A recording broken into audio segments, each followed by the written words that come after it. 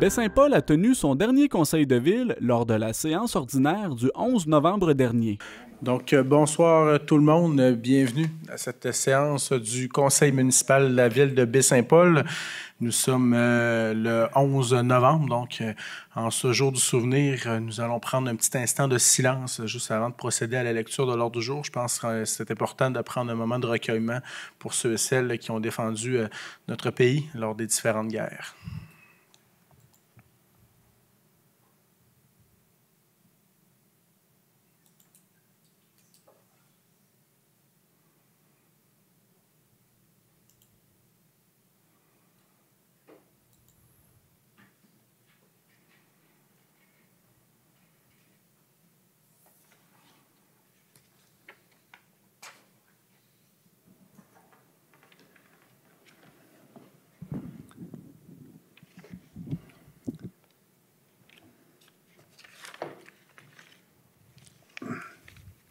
Donc maintenant, je vais demander à notre greffier, M. Émilien Bouchard, de procéder, s'il vous plaît, à la lecture de l'ordre du jour.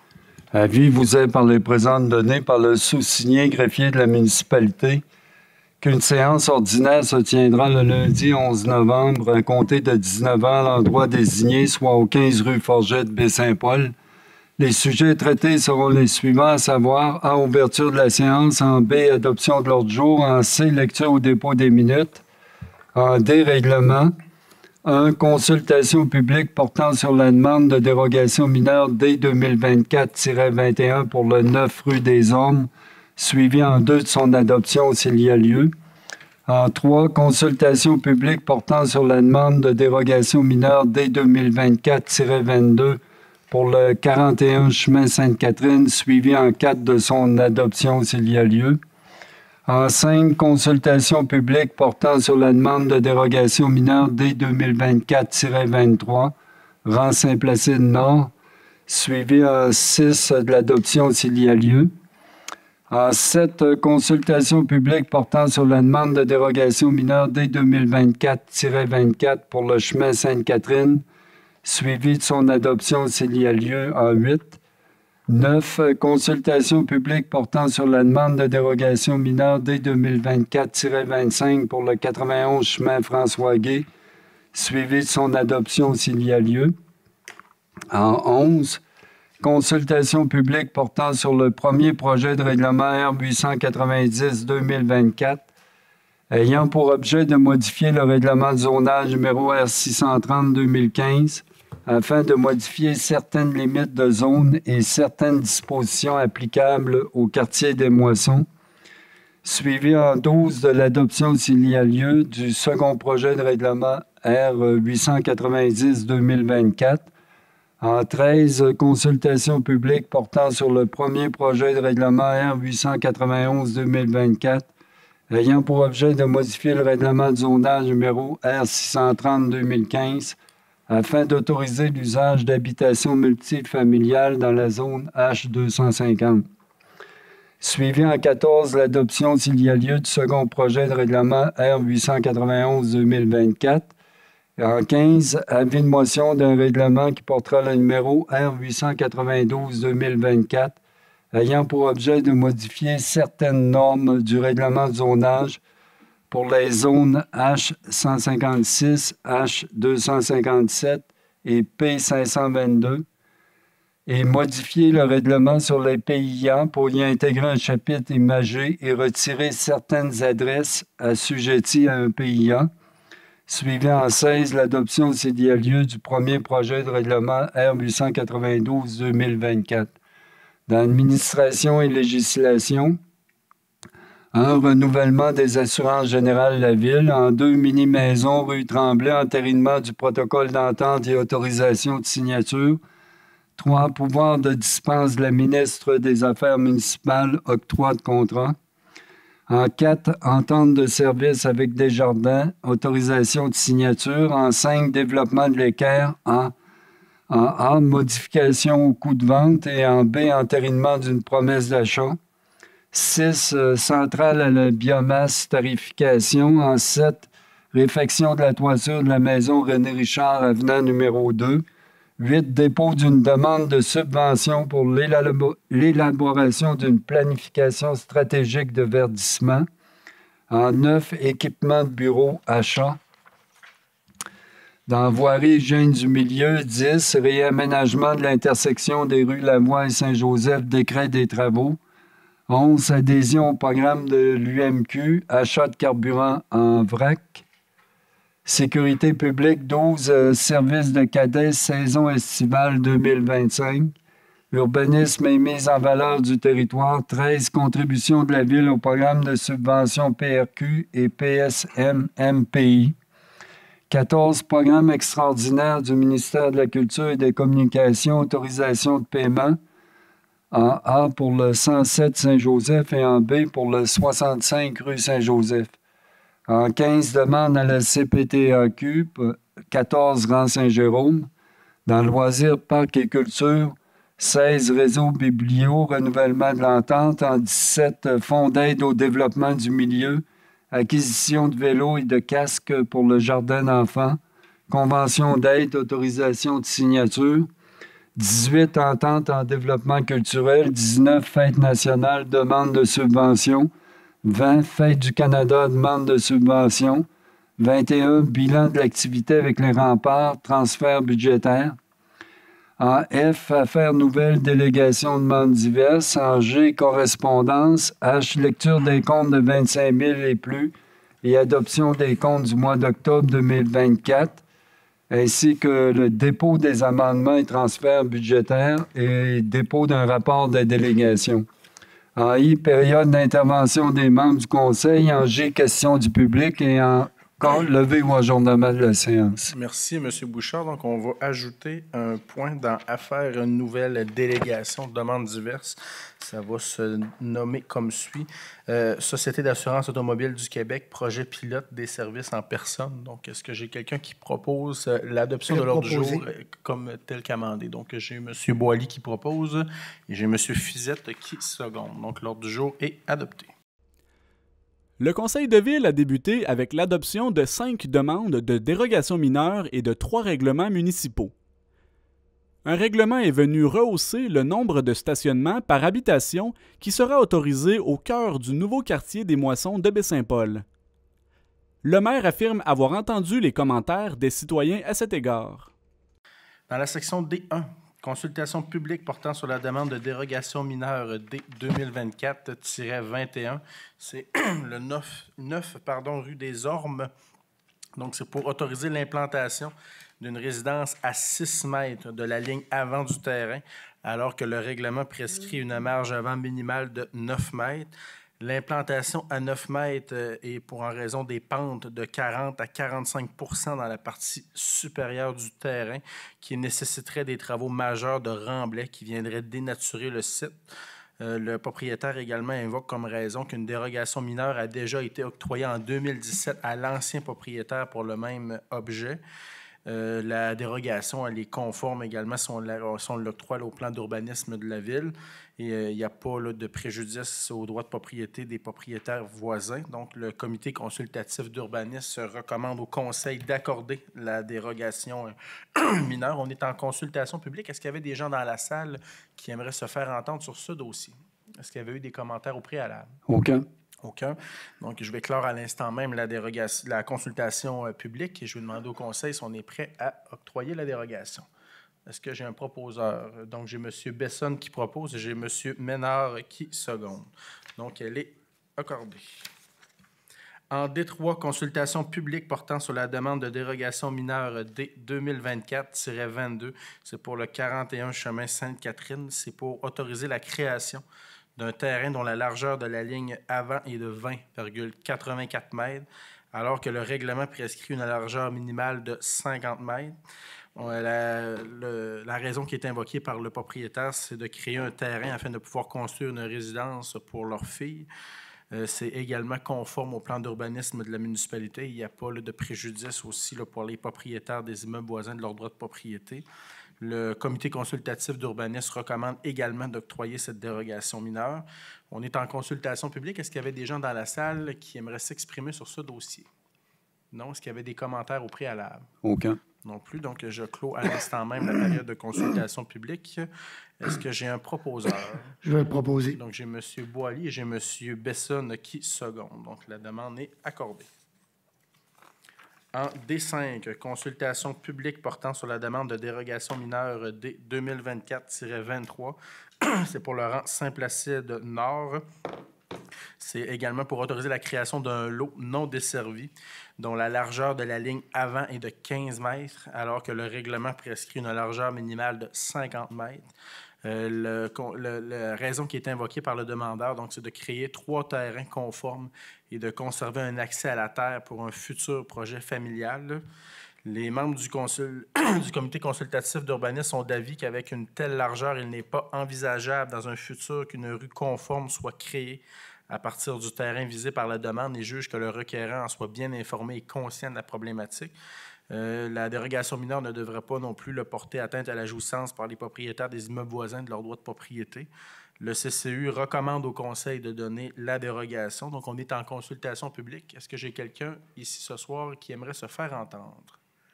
Non. Est-ce qu'il y avait eu des commentaires au préalable? Aucun commentaire. Donc, je vais clore à l'instant la période de consultation publique et au niveau du conseil, on irait de l'avant avec l'octroi de la dérogation mineure, cependant avec le conditionnel là, qui est verbalisé par les membres du CCU que la rue n'étant pas conforme, donc il n'y aura pas de rue autorisée là, pour ce terrain dans le futur. Donc, est-ce que j'ai un proposeur avec ce conditionnel? J'ai Mme Bouchard et j'ai M. Duchesne qui seconde. En D7, consultation publique portant sur la dérogation mineure D 2024-24. C'est pour le chemin Sainte-Catherine, donc le lot 4001018. On nous demande d'autoriser la création d'un lot non desservi dont la largeur de la ligne avant est de 19,85 mètres, alors que le règlement prescrit une largeur minimale de 50 mètres. Les raisons qui sont invoquées par le requérant, c'est de construire une seconde résidence sur la propriété afin de s'y installer de manière permanente, de conserver la résidence actuelle qui est un patrimoine familial. Le propriétaire du terrain vacant donc, a été approché pour acquérir son terrain. Ce dernier se dit indécis quant à la question de vendre le terrain. Il n'y a pas également de préjudice pour les propriétaires des immeubles voisins de leur droit de propriété. Le comité consultatif recommande au conseil municipal d'accorder la dérogation mineure. On est en consultation, encore une fois. Est-ce qu'il y a des gens qui veulent s'exprimer sur ce dossier? Non. Est-ce qu'il y avait des commentaires au préalable? Aucun. Aucun. Donc, je clôt à l'instant même la période de consultation publique. Est-ce que j'ai un proposeur pour octroyer la dérogation?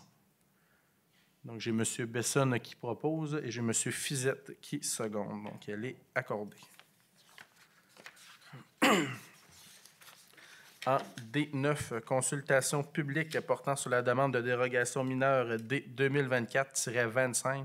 C'est le 91 chemin François-Guay. C'est pour autoriser la création d'un lot non desservi ayant une largeur de ligne avant de 20 mètres, alors que le règlement prescrit une largeur minimale de 50 mètres. On désire conserver l'accès aux lots boisés advenant la vente ou la cession de la résidence. Il n'y a pas également de préjudice pour les propriétaires des immeubles voisins de leur droit de propriété. Le comité consultatif d'urbanisme recommande également d'octroyer cette dérogation mineure. On est en consultation publique. Est-ce qu'il y avait des gens dans la salle qui aimeraient s'exprimer sur ce dossier? Commentaires au préalable? Aucun. Aucun. Donc, la période de consultation publique est maintenant close. Est-ce que j'ai un proposeur pour octroyer la dérogation? Je vais le proposer. J'ai M. Boily et j'ai M. Fizette qui secondent le tout. Donc, elle est accordée.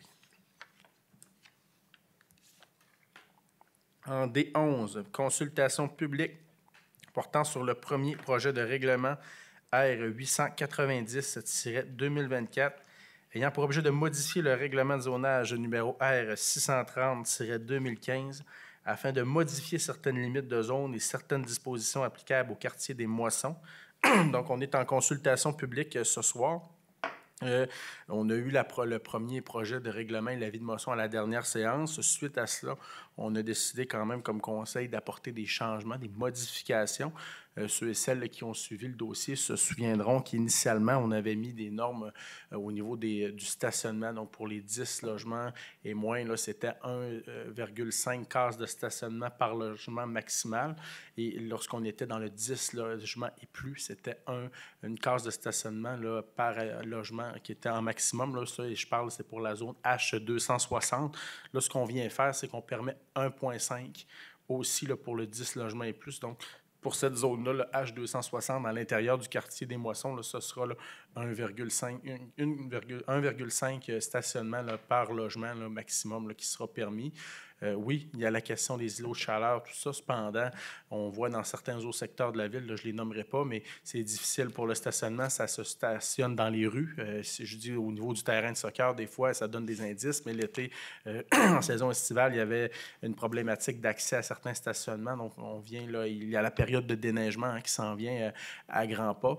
Lorsqu'on déneige les rues en saison hivernale, les autos, on n'a pas des stationnements souterrains partout. Et je comprends que dans la ville de Québec ou encore dans la métropole, des fois, c'est plus facile de se déplacer là, sans véhicule, mais dans Charlevoix, à Baie-Saint-Paul, de se déplacer sans véhicule, c'est pas encore là, une condition garantie pour tous les citoyens. Donc, c'est pour ça qu'on vient là, se rétracter à ce niveau-là. Cependant, pour ce qui a trait là, à la question des étages, là, on maintient le 3 étages maximum là, dans certaines zones là, du secteur des Moissons. Cependant, comme j'avais mentionné là, lors de la précédente séance, ça ne touche pas ceux et celles là, qui sont dans le quartier Ménard, là, la rue, entre autres, Georges-Édouard Tremblay, qui sont vraiment là, à l'arrière du quartier des Moissons. Eux, c'est la même hauteur que leur bâtiment. Il n'y aura pas là, de 3 étages de permis dans ce secteur-là.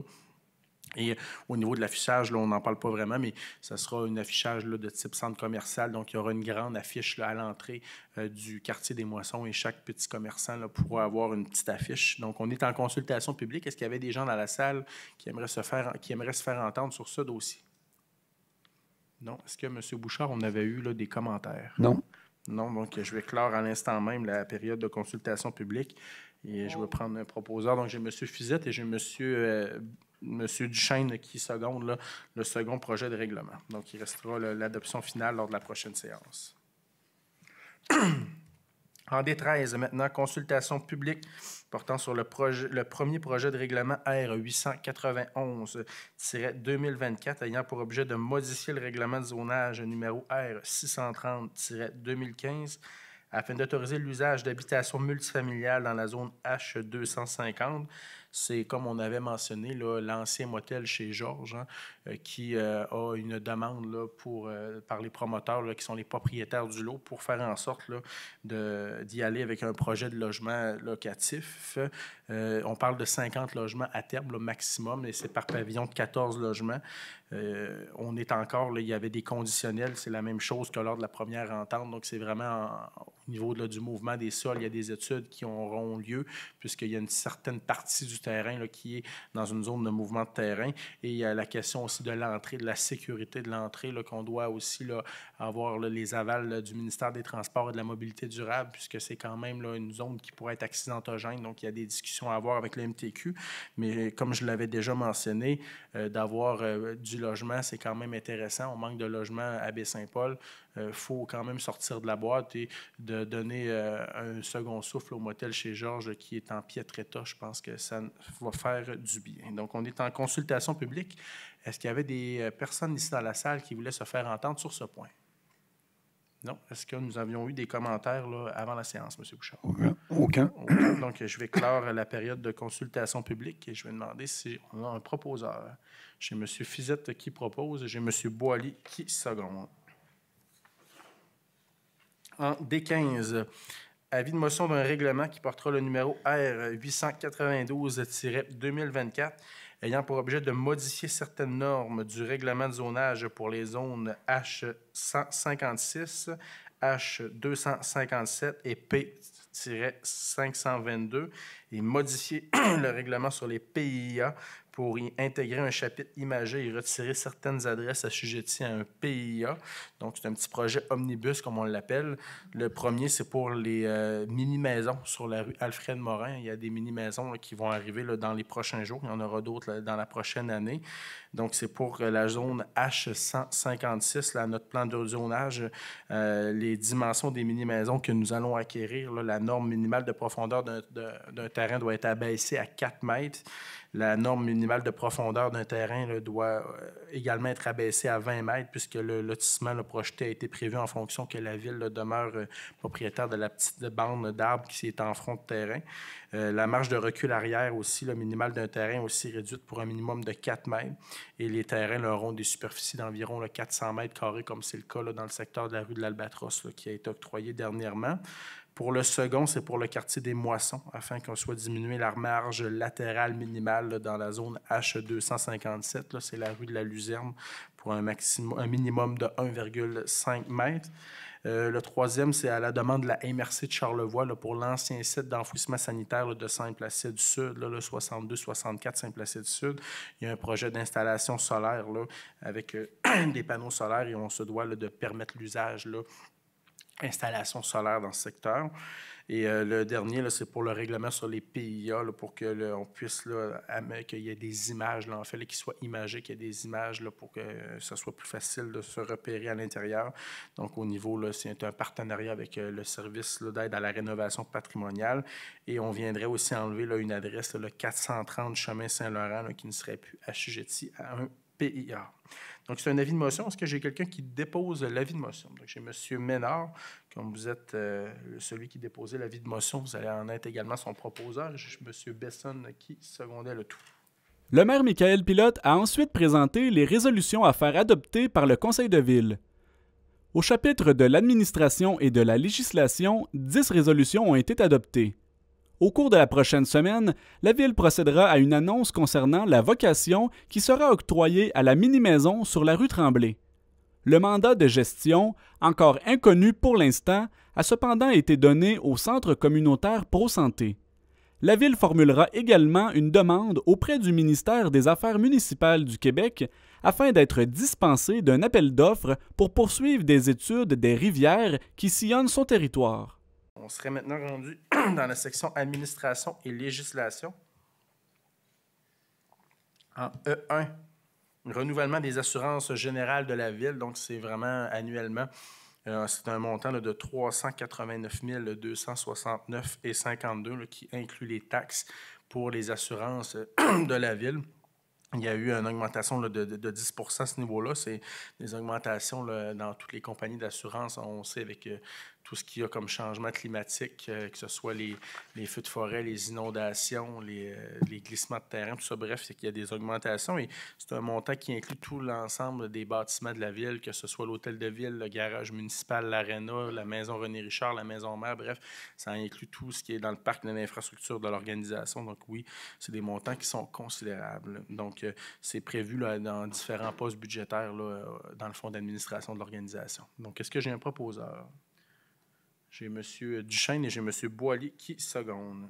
Monsieur E2. Monsieur le maire, si vous me permettez, je vais me retirer. Oui, donc puisque je suis en conflit d'intérêt. Rue Tremblay, entérinement du protocole d'entente et autorisation de signature. Donc, Mme Bouchard va se retirer pour un conflit d'intérêt.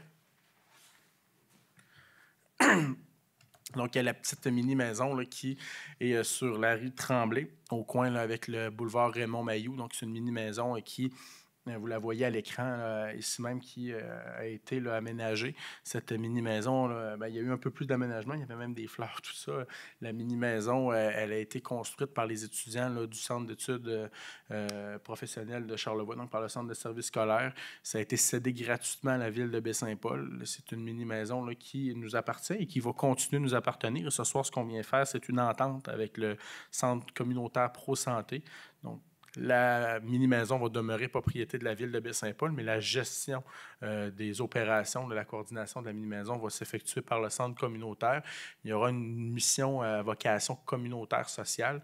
On va donner plus d'informations la semaine prochaine. Il y aura une conférence de presse le 20 novembre, là, qu'on pourra donner plus d'informations, préciser en fait à quel type de clientèle la mini-maison va pouvoir servir et quelles modalités là, pourront être appliquées là, pour pouvoir là, y avoir accès. Donc, ce soir, ce qu'on vient faire, c'est d'entériner là, le protocole d'entente de qu'est-ce qui relève des responsabilités de la ville versus du centre communautaire. Je vous dirais globalement, au niveau de la ville, c'est que l'été, on va effectuer la tonte de la pelouse et pour les bris majeurs, sinon le reste va tout être aux frais là, du centre communautaire Pro Santé. Et c'est M. Émilien Bouchard, là, ici, qui est directeur général adjoint greffier, qui va être le signataire de la présente entente. Donc, est-ce que j'ai un proposeur? J'ai M. Ménard et j'ai M. Boilly qui secondent le projet. Donc, c'est adopté et Mme Bouchard peut réintégrer la salle. En E3, pouvoir de dispense à la ministre des Affaires municipales, octroi de contrat. Donc, c'est vraiment là, tel que prescrit à l'article 573.3.1 de la loi sur les cités et villes. Hein. Vous savez que, comme municipalité, on est soumis à des maximums lorsqu'on donne des contrats de gré à gré. Et là, il y a des firmes là, qui travaillent avec nous depuis le début, là, en lien avec les inondations du 1er mai 2023, les différentes études de rivière. Et là, on doit continuer à faire d'autres études. Et comme nos maximums là, sont atteints, on devrait normalement, là, en suivant la législation, aller en appel d'offres public. Mais là, si c'est d'autres firmes qui ont les contrats alors qu'on a commencé d'autres études avec une, on va devoir recommencer à zéro. Ce ne sera pas très facilitant. Donc, on vient demander là, à la ministre des Affaires municipales de nous accorder une dispense, en fait, de nous donner une dérogation pour qu'on puisse continuer d'aller en appel d'offres. Continuer, pardon, avec certaines firmes sans aller en appel d'offres. Donc, c'est une demande qu'on fait à la ministre des Affaires municipales et on a quand même bon espoir là, d'avoir l'autorisation. Donc, j'ai Mme Bouchard qui propose et j'ai M. Fizette qui seconde. Donc, en fait, là, on viendrait continuer de travailler avec nos différentes firmes, là, Gradient et Fluvio et Avisio, là, avec qui on travaille depuis le début là, pour les études au niveau des inondations. En E4, entente de service avec Desjardins, autorisation de signature. Donc, c'est pour autoriser le maire et le directeur général à signer l'entente opérationnelle avec Desjardins, là, ce qui comprend annuellement toutes les opérations courantes, les besoins financiers, les services aux employés pour les REER de retraite, la gestion des finances, des services électroniques. Fait que c'est vraiment là, pour que tous nos services, on continue de faire affaire avec Desjardins. Donc, est-ce que j'ai quelqu'un qui propose? J'ai M.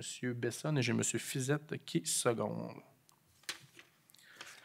En E5, développement de l'équerre. En A, modification au coût de vente. Bien, initialement, il devait pas avoir les services là, comme l'aqueduc, les égouts, tout ça, qui puissent être montés, là, entre autres, que l'eau soit montée là, au niveau du secteur de l'équerre. Finalement, pour le projet, là, c'est possible de le faire. Donc, on vient augmenter le prix. Donc, on était à 6 $ du mètre carré. Là, on vient à être à 7 $ du mètre carré. Donc, évidemment, là, ces coûts supplémentaires là, au projet de faire monter les services font en sorte que ça augmente les coûts de projet, mais on a toujours dit qu'on voulait le faire à coût nul. Donc, évidemment, lorsqu'on a ces coûts, ça vient augmenter le prix de vente par la suite et on doit en fait refaire nos coûts, comme on dit. Et le projet là, était un projet initialement à 194 000 et là, le projet monte à 245 000. On est en discussion là, avec différentes personnes aussi. Là, le prochain point, on va entériner une promesse d'achat pour un premier terrain. Il y en aura d'autres aussi là, qui auront lieu au courant des prochains mois. Donc là, ce soir, on vient entériner là, le prix là, qui passe de 6 $ du mètre carré à 7 $ du mètre carré là, en fonction là, de la possibilité d'acheminer l'eau. Donc, est-ce que j'ai un proposeur? J'ai M. Ménard et j'ai M. Duchesne qui seconde. En B, entérinement d'une promesse d'achat. Donc, c'est pour autoriser là, la vente d'un terrain là, à la ferme Philbé, avec Philbé et la ville là, pour un montant de 56 037,80 plus taxes. Donc, c'est un lot là, qui sera là, à l'intérieur de ce projet-là.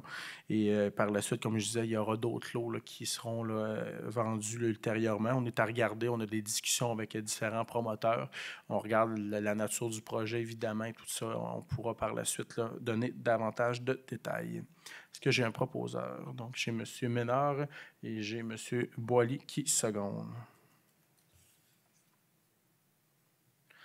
En 6, centrale à la biomasse, tarification. Donc, l'objectif, c'est d'établir un coût au kilowattheure là, selon le besoin réel d'opération. Donc, on se sert là, tout le temps une année là, antérieure. Donc, là, pour 2024, c'est les coûts là, de 2023. Et il y a un estimatif là, pour l'année 2025. On veut vraiment y aller avec le principe d'utilisateur-payeur et on veut se faire une réserve, hein, bien que le bâtiment de la biomasse soit assez récent, la centrale. Hein, il y aura des réparations à apporter quand même dans les prochaines années. On ne doit pas oublier qu'il y a des inspections à faire aussi là, qui sont régies par le ministère de l'Environnement tous les 5 ans. Tout ça, bref, on va avoir une réserve là, pour être en mesure de payer ces factures-là lorsque ça arrive. Et là, pour le coût réel des dépenses pour 2023, donc ça s'établit à 110 795 $ pour un taux ajusté pour 2023 à 0,08226 du kilowattheure.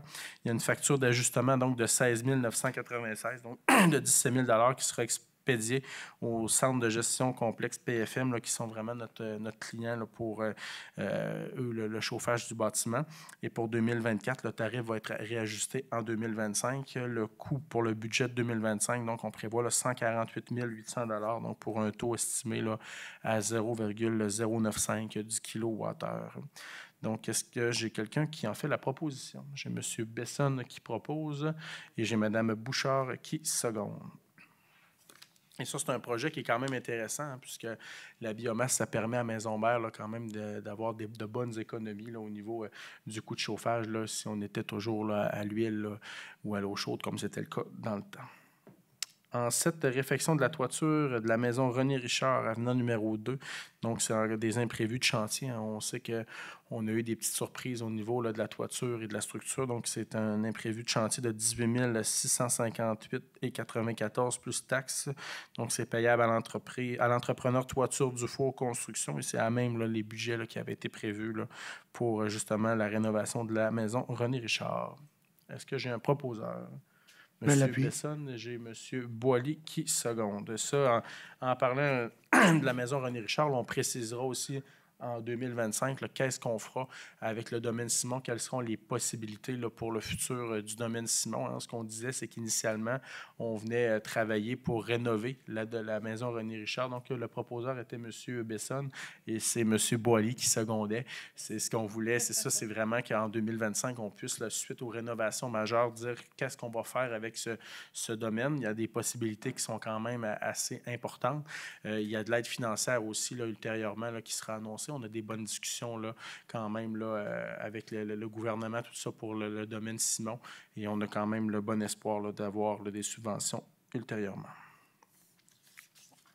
En E8, dépôt d'une demande de subvention pour l'élaboration d'une planification stratégique de verdissement. Donc, c'est à même le programme OASIS là, du ministère de l'Environnement et de la lutte là, contre les changements climatiques dans le but qu'on dote la ville de Baie-Saint-Paul d'une stratégie de verdissement pour la meilleure résilience là, contre les îlots de chaleur et les précipitations abondantes. C'est un programme là, qui est justement, là, qui nous coûterait pour Baie-Saint-Paul, c'est 80 000 $ et il y a 80 % là, qui est remboursé par le programme. Donc, on parlerait là, entre 17 et 20 000 $ là, de dépenses ou plutôt d'investissement pour la ville. Et si on est retenu, donc là, c'est vraiment de permettre à notre directrice là, du service, là, Mme Lucane Tremblay, de procéder à la demande de subvention. Et lorsque si on va connaître la réponse, si on a été accepté ou non au programme, bien, là, il y aura là, la signature à savoir pour décréter les fonds. Mais ce soir, c'est vraiment juste pour autoriser là, notre gestionnaire à pouvoir déposer là, dans le programme. Donc, est-ce que j'ai quelqu'un qui en fait la proposition? J'ai M. Boily et j'ai M. Duchesne qui seconde. En 9, équipements de bureau, donc c'est pour procéder à l'achat de différents équipements de bureau pour justement là, qu'on soit plus ergonome, là, adapter certains mobiliers, des toiles solaires pour certains bureaux avec le soleil, d'autres des chaises de bureau, des choses comme ça. Donc, c'est un montant de 17 000 $ là, qui était dans un vieux règlement parapluie de 2020 pour qu'on puisse là, améliorer là, justement là, certains bureaux de certains employés. Est-ce que j'ai quelqu'un qui a fait la proposition? J'ai M. Ménard et j'ai M. Besson qui seconde. Au point de l'ordre du jour portant sur la voirie et l'hygiène du milieu, 2 demandes de permis ont été traitées. Une demande d'adhésion auprès d'un comité de l'Union des municipalités du Québec a été déposée afin de pouvoir participer à l'achat de carburant en vrac.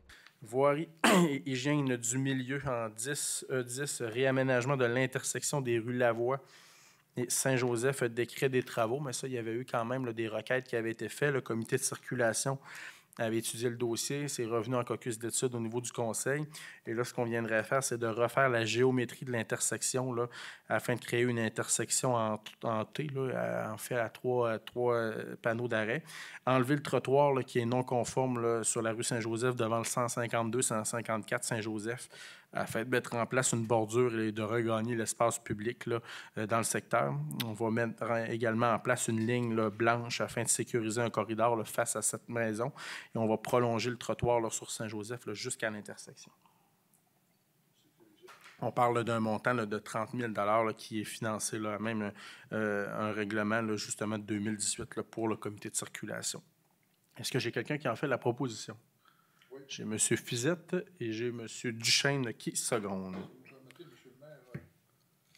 Je veux ici aussi ajouter qu'un des objectifs majeurs était de sécuriser davantage cette intersection qui faisait l'objet de souvent de vitesse excessive de la part de certains conducteurs. Et puis aussi la confusion qu'il pouvait y avoir entre les différents arrêts-stop, là, savoir la rue Saint-Pamphile, la Voie, puis il n'y avait pas sur Saint-Joseph.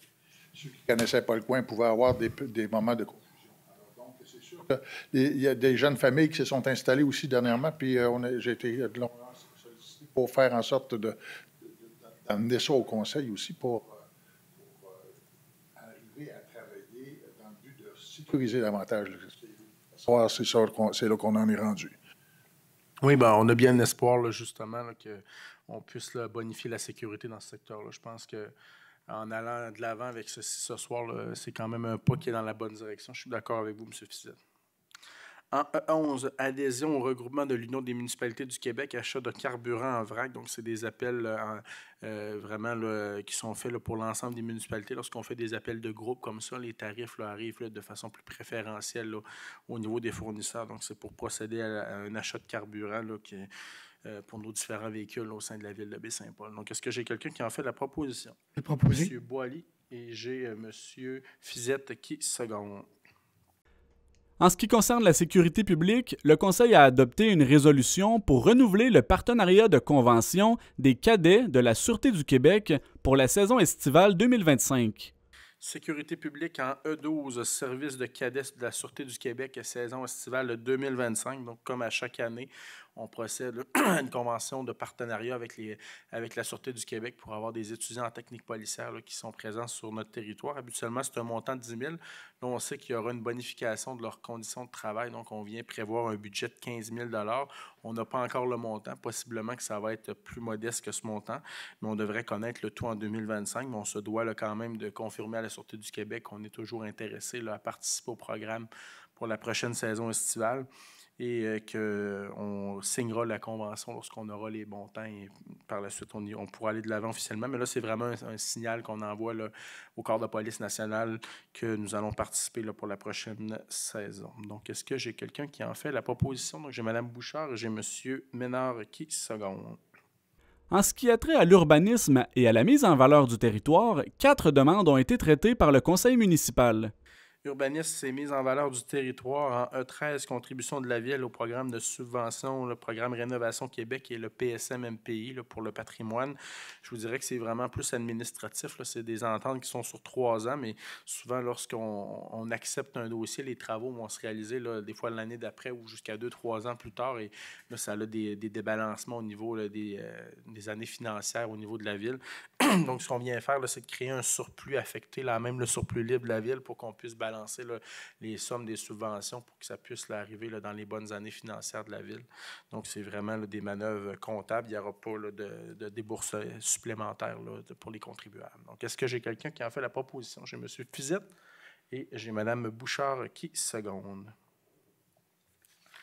En E14, programme extraordinaire du ministère de la Culture et des Communications, autorisation de paiement. Donc, en A, c'est pour le 107 rue Saint-Joseph. Donc, l'ancien revêtement, on voit à l'écran, là, les photos, là, c'est quand même très bien. L'ancien revêtement a été retiré et remplacé par un clin de bois. Il y a des chambranles et des planches cornières qui ont été ajoutées. Donc, les 2 galeries aussi ont été reconstruites selon les recommandations du service d'aide à la rénovation patrimoniale. C'était des travaux là, qui s'élevaient à 58 423,65 $. Donc, on vient, nous, à la Ville, de fournir un montant de 40 896,56 $. Donc, ça, c'est à même le 750 000 $ qu'on avait eu là, de l'enveloppe spéciale du ministère de la Culture pour aider à la rénovation des maisons patrimoniales là, qui ont été sinistrées sur Saint-Joseph. Donc, est-ce que j'ai un proposeur? Je vais le proposer. J'ai M. Boily qui propose et j'ai M. Duchesne qui seconde.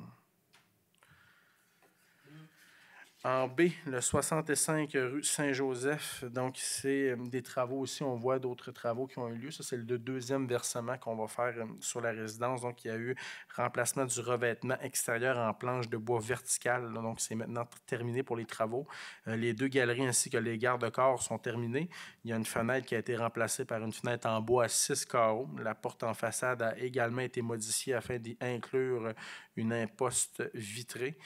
C'est aussi là, en fonction des recommandations du service d'aide à la rénovation patrimoniale. Donc, les travaux, c'était à l'ordre de 39 602,41 $. Et nous, on vient donner une aide financière de 25 317,55 $. Donc, la propriétaire a obtenu le 75 000 $ le maximum là, que la Ville pouvait octroyer à ce niveau-là. Donc, est-ce que j'ai un proposeur? Donc, j'ai M. Fizette qui propose et j'ai M. Ménard qui seconde. En E15, demande à la Commission de protection du territoire agricole, donc c'est le 14 rang Saint-Jérôme. On avait déjà appuyé une précédente demande, donc ça avait été refusé par la Commission de protection du territoire agricole. Et là, ce soir, les demandeurs refont une autre demande. Donc, initialement, c'était pour une superficie là, de 1483,1 mètres carrés. Ce soir, on y va pour 564 mètres carrés. Donc, nous, ce qu'on vient faire, c'est de dire là, que ça n'entre pas là, en confrontation avec notre réglementation municipale. Donc, on vient dire que nous, c'est OK du côté de la Ville. Est-ce que j'ai un proposeur?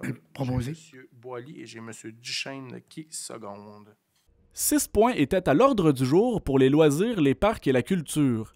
La Ville s'est notamment faite partenaire d'un projet visant à doter les enfants du jardin d'enfants de Mme Amiotte de vélos sans pédales. En loisirs, parcs et culture, en E16, réseau Biblio, renouvellement de l'entente. Donc, on a une entente avec le réseau Biblio là, pour ce qui touche la bibliothèque municipale. Donc, c'est tout, entre autres, le prix en bibliothèque, l'animation, la promotion, tout cela. Ils sont venus dernièrement également faire l'évaluation de la bibliothèque. La note était quand même bien. Hein. On a un endroit qui est très propre. Le nombre de livres, il analyse également le nombre de livres disponibles par le nombre de citoyens. Ça aussi, ça allait super bien. Les heures d'ouverture, hein, on les a bonifiées de façon importante dans la dernière année. Ça a été souligné. Dans les côtés à améliorer, je vous dirais qu'il reste l'animation, d'avoir plus d'activités, des lancements, tout ça. C'est un des dossiers qu'on s'engage à travailler. Sinon, ce qu'on vient faire, c'est d'autoriser le paiement là, pour l'entente avec le réseau Biblio. Donc, c'est un montant de 34 200 $ pour 3 ans là, qui est à débourser au réseau Biblio. Donc, j'ai M. Fizette qui propose et j'ai M. Besson qui seconde. Et encore une fois, là, je viens saluer le travail qui est fait là, par Mme Ouellette et son équipe de bénévoles. Hein. On parle de plusieurs dizaines de bénévoles là, qui sont présents au quotidien pour fournir des services à la population. Il y a très peu de bibliothèques, hein, ça, je tiens à le rappeler, là, qui fonctionnent sous un modèle de gouvernance avec des bénévoles au Québec. On est cité souvent en exemple.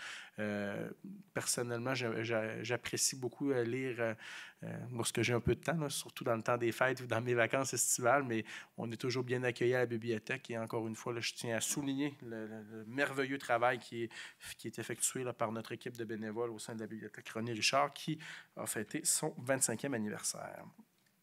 En E17, Fonds d'aide au développement du milieu, acquisition de vélos et de casques pour le jardin d'enfants, convention d'aide, autorisation de signature. Donc, j'y étais ce matin. Hein, on a fait l'annonce, là, c'est des vélos, 15 vélos et 15 casques qui ont été financés là, par le mouvement coopératif des jardins pour nos tout-petits, pour le jardin d'enfants là, qui est sous la gouverne de Mme Diane Amiotte là, du service des loisirs. Les tout-petits avaient les étoiles dans les yeux ce matin d'être sur des petits vélos là, qui sont sans pédale. Donc, ça a été financé par Desjardins. On a une convention à signer avec eux.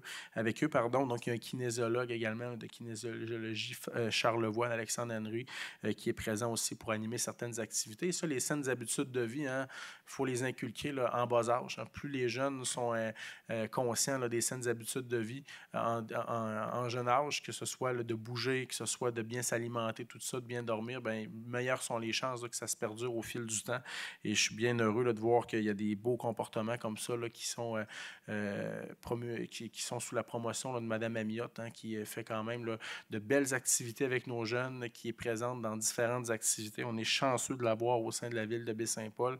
Et moi, j'aime bien ça de voir que les jeunes, ils bougent. Ils ne sont pas assis. Oui, il y a des activités qui sont éducatives à l'intérieur, mais de pouvoir profiter là, des conditions extérieures, c'est formidable. Il y a 2 ans, j'étais allé aussi là, pour un lancement. Là, c'était des raquettes qui avaient été là, acquis pour que les tout petits de 3-4 ans là, puissent aller faire des petites randonnées de raquettes sur les terrains de Maison-Mère en saison hivernale. Et là, de voir qu'on aura des vélos pour eux. Donc, je trouve ça génial. Est-ce que j'ai Mme Bouchard qui propose et j'ai M. Fizette qui seconde? En E18, entente en développement culturel. Donc, c'est notre entente que nous avons avec le ministère de la Culture et des Communications. Il y en a une également là, que la MRC a pour l'ensemble de la MRC. Et Baie-Saint-Paul, on est quand même la seule ville de la MRC qui en a une également là, directement avec le ministère. On a un caractère culturel particulier, on va se le dire. Au niveau de la ville de Baie-Saint-Paul, je pense qu'il n'y a pas personne au Québec qui se pose la question si la culture est une carte à Baie-Saint-Paul. On sait que ce soit avec le Musée d'art contemporain, le Symposium, le Domaine Simon, le nombre de galeries d'art qu'on a le plus élevé par capita sur Saint-Jean-Baptiste, la naissance du Cirque du Soleil, le festif, tout ça, ça regorge de culture ici à Baie-Saint-Paul. Donc, on a la chance d'avoir une entente culturelle directement avec le ministère. Et là, on vient mettre la somme là, de 9 150 en 2025, 7 050 en 2026 et 7 000 en 2027. Donc, c'est un montant de 23 200 pour 3 ans. Et le ministère, nous, on met 40 des coûts. Le ministère vient mettre 60 des coûts qui s'ajoutent à ça. Et ça, c'est pour promouvoir, de procéder à la promotion de la culture à Baie-Saint-Paul. Souvent, la culture émergente permet à des artistes de pouvoir là, débuter leur carrière, tout ça dans ce domaine-là. Donc, pour Baie-Saint-Paul, la culture, c'est un élément fort et un pôle indéniable pour notre municipalité. Donc, merci. Donc, M. Boilier, je souligne également là, sa contribution au sein du comité là, de suivi de l'entente avec le ministère de la Culture. Et j'ai M. Fizette qui seconde. En E19, Fête nationale du Québec, demande de subvention. Ben oui, on est déjà rendu dans l'organisation de la Fête nationale de 2025. Lorsqu'on est dans les loisirs, on est souvent à contre-courant. Lorsqu'on est en saison estivale, on travaille sur les tournois de hockey, les fêtes hivernales, tout ça. Et lorsqu'on est à l'aube de l'hiver, on travaille sur les activités de l'été, le rendez-vous de la santé, la Fête nationale et autres, le camp de jour, tout ça. Et là, c'est pour permettre à nos équipes des loisirs, donc en fait aux directeurs des loisirs et aux différentes animatrices en loisirs et culture, de pouvoir là, procéder aux différentes demandes de subventions auprès du gouvernement du Québec pour la Fête nationale. On a également là, un groupe là, déjà de signés ou un groupe artiste, on va dire ça comme ça, pour la Fête nationale l'an prochain. On procédera là, à l'annonce de qui nous avons retenu. L'an passé, c'était Marjo. Et cette année, on annoncera là, au courant là, du début de l'année 2025 là, qui sera notre artiste pour l'an prochain. Donc, est-ce que j'ai un proposeur? Donc, j'ai M. Besson et j'ai M. Duchesne qui seconde. En E20, Fête du Canada, demande de subvention, mais c'est un peu la même chose. C'est pour permettre aussi là, à notre personnel des loisirs, donc à notre directeur de service et à nos animatrices en loisirs et culture de pouvoir procéder aux différentes demandes de subvention. Là, tantôt, c'était le gouvernement québécois. Là, c'est pour le gouvernement canadien pour les activités de la Fête du Canada là, qui auront lieu le 1er juillet prochain. Et donc, j'ai Mme Bouchard qui propose et j'ai M. Boily qui seconde. En E21, bilan de l'activité des remparts. Donc, on a eu la chance d'avoir les remparts de Québec en mois de septembre dernier. Ce fut un franc succès de voir l'aréna à pleine capacité comme ça, là, avec autour de 1200 personnes. C'était génial. Ça a été grandement apprécié. Je l'ai dit, on s'engage à organiser là, d'autres événements de cette envergure et on le fera.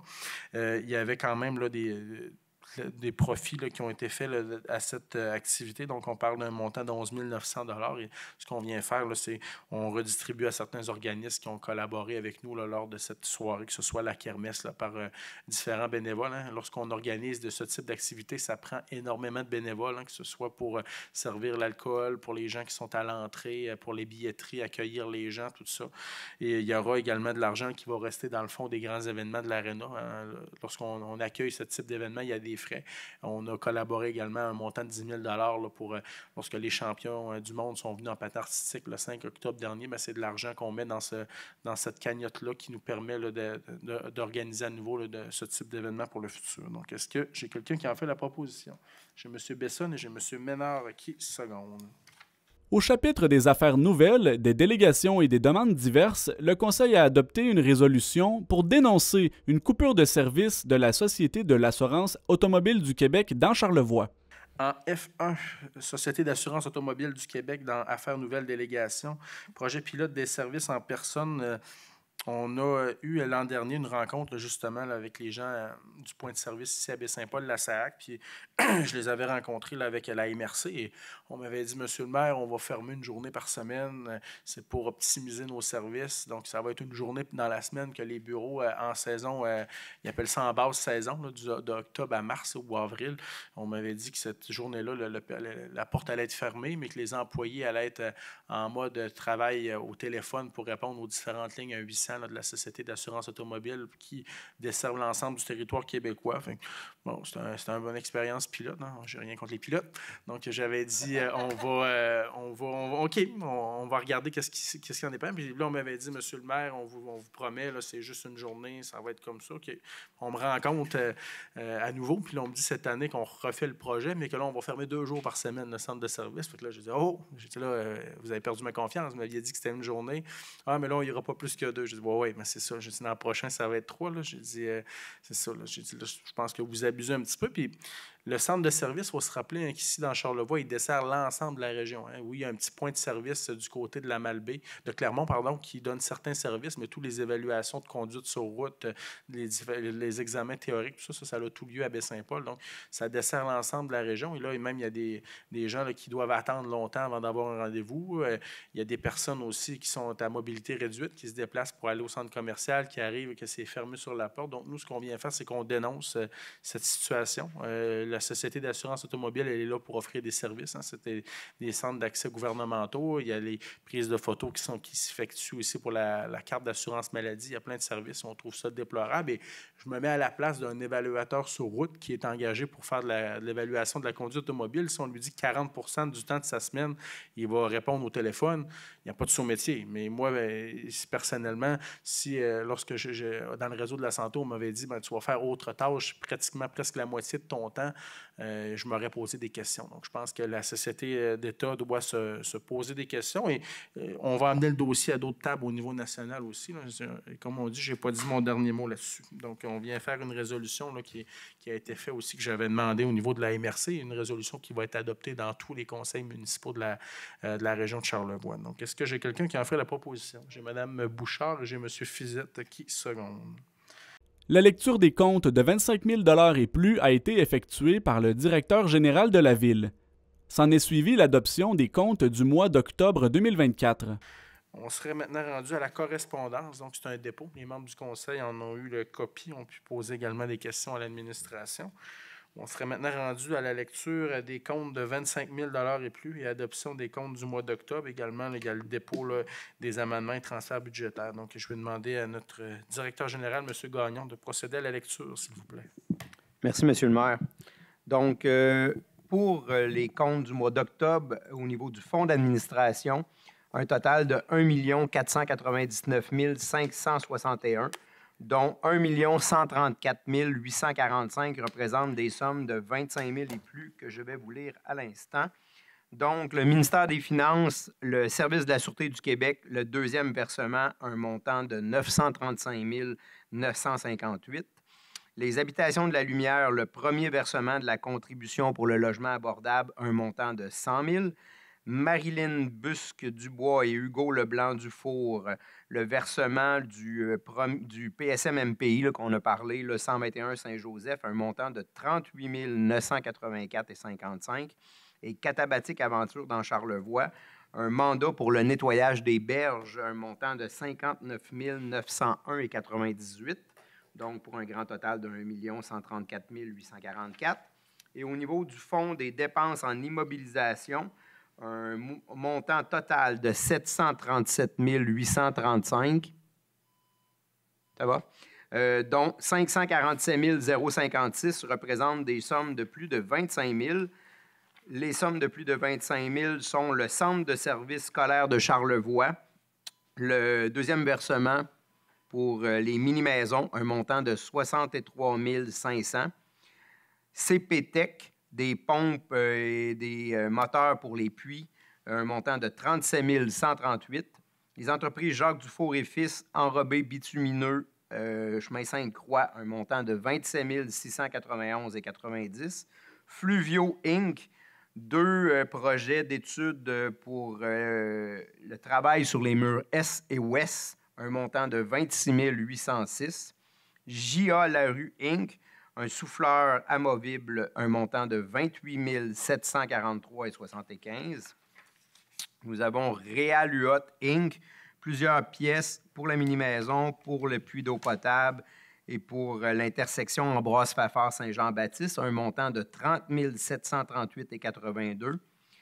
L'agence de l'SPJ Inc., l'achat de bancs et la pose de bancs sur plusieurs rues de la ville, 108 910,7. Gradient Expert Conseil, l'étude hydraulique de la rivière du Gouffre, 70 711,92. Et Toiture du Four, les paiements d'une partie des travaux pour la maison René Richard, un montant de 152 814, donc pour un total de 547 055.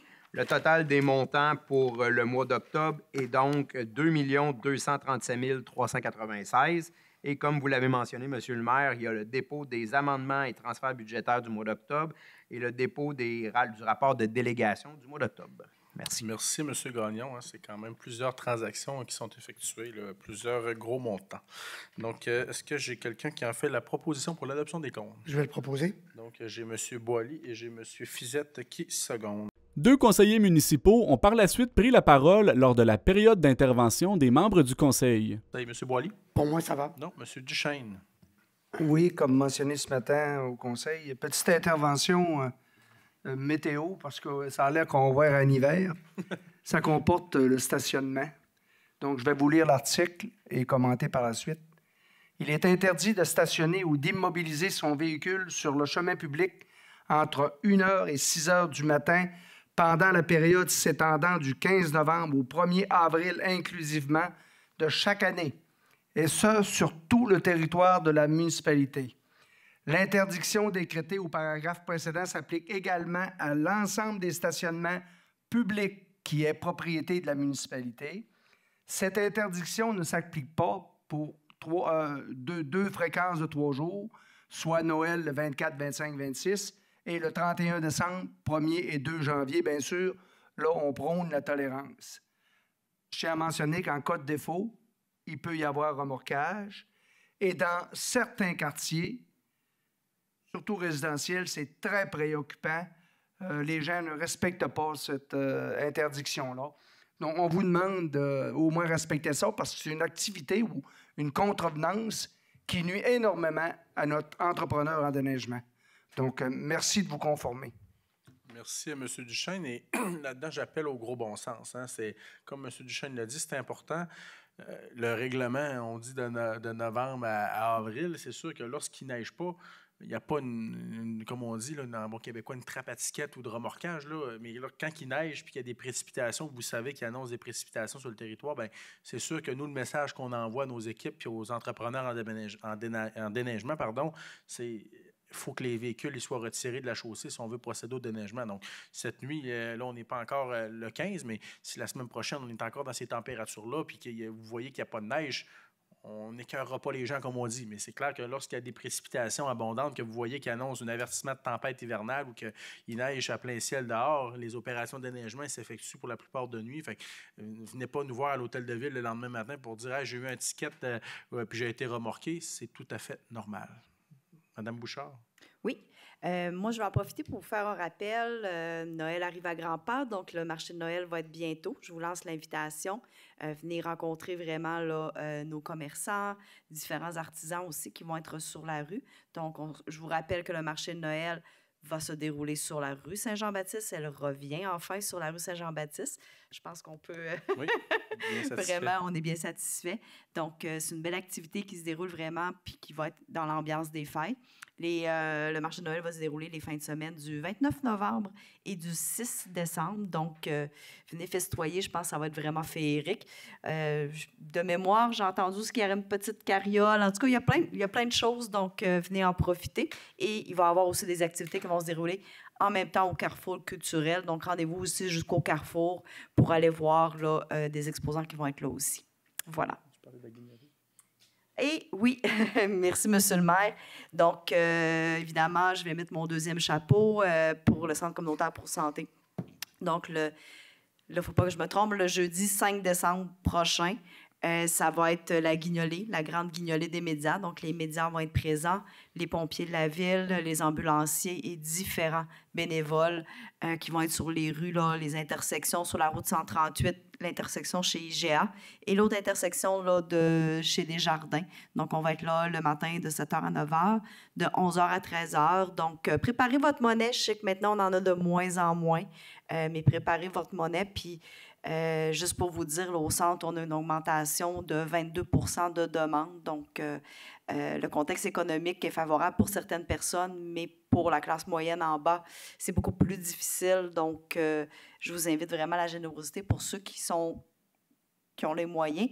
Et même si vous ne nous faites pas de dons, donc on peut comprendre que ce n'est pas tout le monde qui a la capacité, prenez le temps quand même de ralentir et de dire bonjour à nos bénévoles. Ça va être apprécié. Merci, Mme Bouchard, M. Ménard, M. Fizet, M. Besson. Une citoyenne résidant dans le secteur de Cap-aux-Corbeaux est venue poser une question lors de la période des questions du public. Sa demande concernait une action à poser dans le cadre du plan de développement durable de la ville. Donc, d'accord, on serait maintenant rendu période de questions du public. Est-ce qu'il y avait des gens dans l'assistance qui voulaient aller au micro?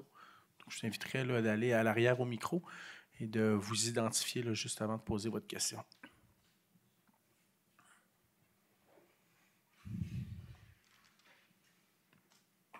Bonjour, vous m'entendez bien?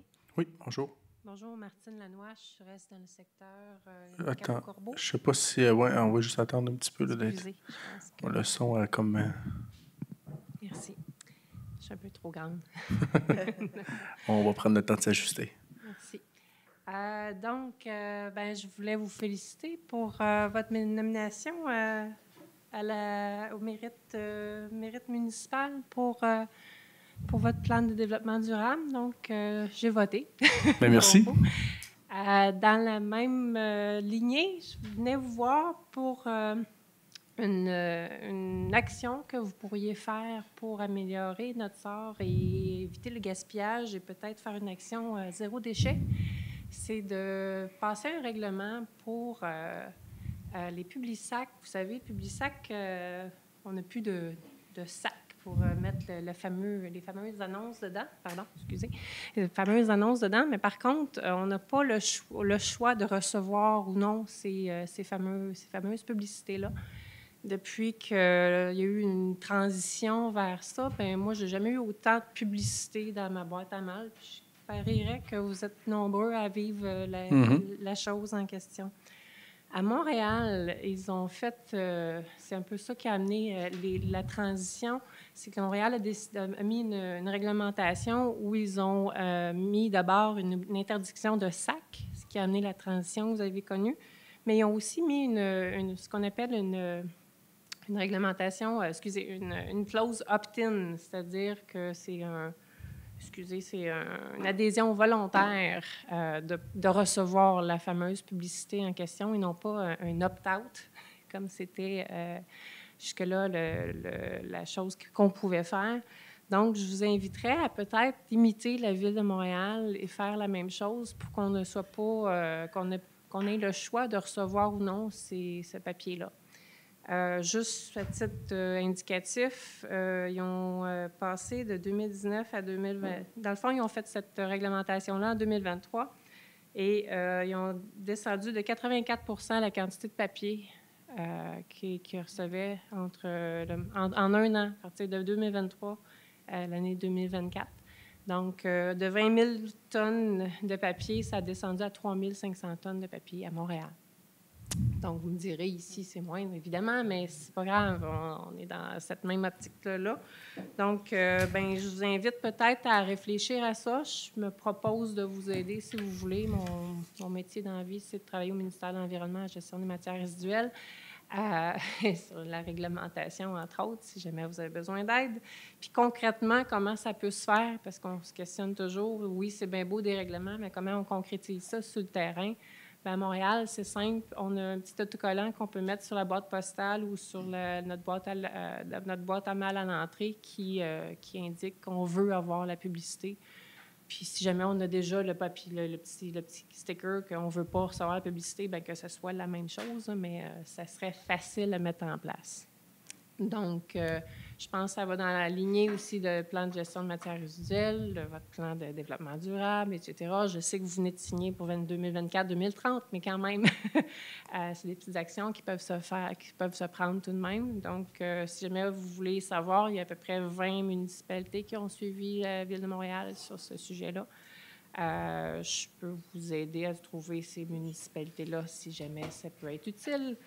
Et c'est ma demande. Je ne pense pas que vous ayez besoin. Vous êtes capable de faire ça à votre niveau de gouvernance parce que c'est un règlement de la Ville, c'est un truc de proximité. Vous n'avez pas besoin d'avoir l'aval de la MRC à ce propos-là. Par contre, si vous voulez influencer les autres municipalités dans le coin, ça serait certainement bienvenu. Donc, c'est ma demande. Bien, merci. Je trouve ça quand même intéressant. Évidemment, on va avoir... Permettez, par rapport à ça, permettez 30 secondes. 30 secondes. Le bureau de poste a fait cette démarche-là pour les gens de Baie-Saint-Paul. Puis tu avais accès à une demande, si oui ou non, tu voulais avoir les fiches signalétiques des marchands. Donc, c'est déjà entrepris pour les gens de Baie-Saint-Paul par rapport au bureau de poste. OK. Fait que Et je viens d'avoir un email carrément là, assez intéressant par rapport à ça. Fait qu'il faut se pointer au bureau de poste. Exact. Puis eux autres vont faire la démarche pour minimiser selon vos demandes. D'accord. Voilà, M. le maire. C'est ça, c'était un peu l'information aussi que j'avais, là, c'était avec le bureau de poste, mais en même temps, je pense que plusieurs doivent se poser la question, puis il y aurait peut-être moyen de faire un rappel, ou de regarder vraiment, puisque j'aimerais bien ça connaître les statistiques et combien savoir de citoyens de Baie-Saint-Paul ont cet autocollant ou encore ont la directive là, émise à Poste Canada qu'ils ne veulent pas recevoir cette publicité-là, mais ça m'amène à dire qu'il faut retravailler ce dossier-là. Monsieur le greffier a pris des notes là, suite à votre intervention et c'est clair qu'on va regarder qu'est-ce qu'on peut faire pour améliorer le tout. On est cité souvent en exemple sur le développement durable à Baie-Saint-Paul et je pense qu'il faut sortir encore une fois des sentiers battus, regarder qu'est-ce qu'on peut faire pour améliorer le tout. Évidemment, comme vous le disiez, là, on est finaliste là, au mérite municipal justement là, pour la présentation de notre plan de développement durable qu'on a présenté en 2024, là, en avril, lors du Jour de la Terre. Donc, je serai la semaine prochaine à l'Assemblée nationale là, avec Mme Tremblay, là, qui est vraiment notre ressource à l'interne, qui a travaillé le plan de développement durable avec le comité. Donc, on aura les droits croisés la semaine prochaine en espérant être les gagnants. Et il y a toujours moyen de voter aussi là, pour le coup de cœur du public hein, sur notre site Internet ou encore sur le Facebook de la Ville. Il y a le lien là, pour justement là, pouvoir là, procéder là, au vote là, du coup de cœur du public. Je vous invite à voter évidemment pour la Ville de Baie-Saint-Paul. Et pour ce qui est de la dernière proposition, là, on va regarder là, pour comment on peut faire là, pour travailler plus en partenariat là, avec Poste Canada ou à faire un rappel là, justement là, dans notre informateur qui s'en viendra sous peu, tout ça. Bref, ça éveille certains sens. Est-ce qu'on avait eu, M. Bouchard, des questions là, du public par écrit? Aucune. Donc, il me reste qu'à vous souhaiter une belle fin de soirée. On se retrouve en décembre. Donc, est-ce que j'ai un proposeur pour la levée de la séance? J'ai Mme Bouchard et j'ai M. Ménard qui seconde. Bonne soirée. La prochaine séance du Conseil de ville de Baie-Saint-Paul se tiendra le lundi 9 décembre 2024.